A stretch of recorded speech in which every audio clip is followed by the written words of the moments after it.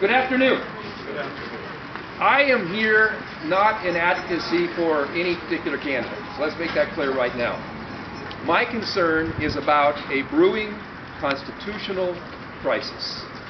It is very clear in Montana statute, and has been for 100 years, that if you receive money in excess of the campaign laws, that you must return the money. Now, it was clear, there was a judge just a little while ago that said, well, he didn't think it necessarily applied.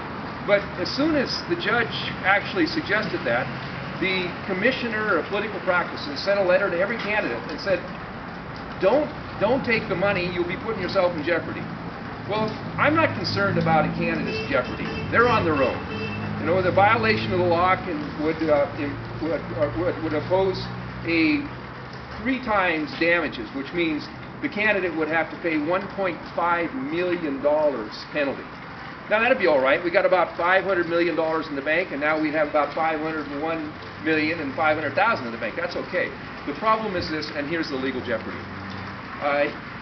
The first week in January, I want to hand Montana's government to the next person who's been elected legally to serve as governor.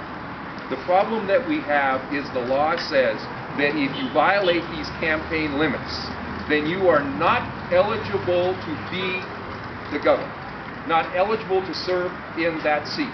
Now, I've given you the legal citations here, but the bottom line is this, that we could easily be in the first week of January and not know who will be the next governor. If this fellow who took the campaign contributions in excess of the limits that are prescribed by law, if this fellow is elected governor, then he's not eligible to serve. Now, there's actually 2 provisions at that point. One says there would be a special election in 85 days, and the other says it could be the President of the Senate.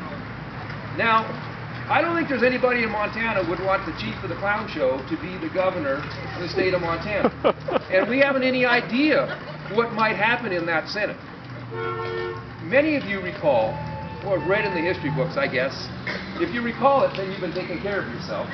But William A. Clark, he depended on the Montana legislature to become a United States Senator.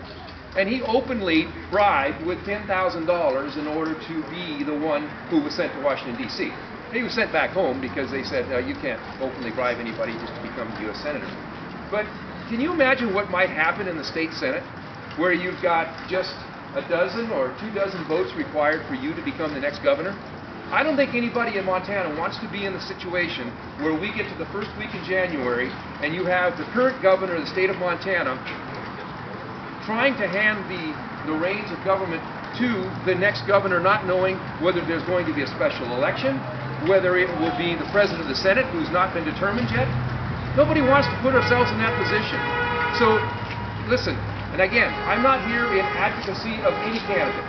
I am here simply to say that both candidates, if you're receiving more than the campaign limits allow, then you have a legal obligation to send that money back. It happens. Virtually any candidate who's run for office, me included, there have been times when people paid more than they legally could, but as soon as you find out about it, you write a refund check. I think we all know that the fellow who's running for Attorney General on the Republican side, he recognized that he was in violation of the law. He has returned the money.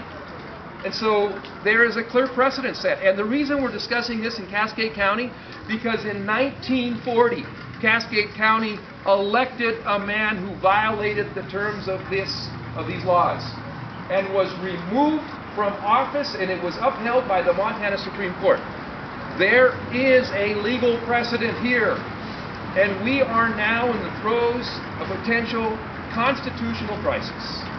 So I call on any candidate who's received more than the campaign limits to immediately return the money, so that we will not be in a constitutional crisis.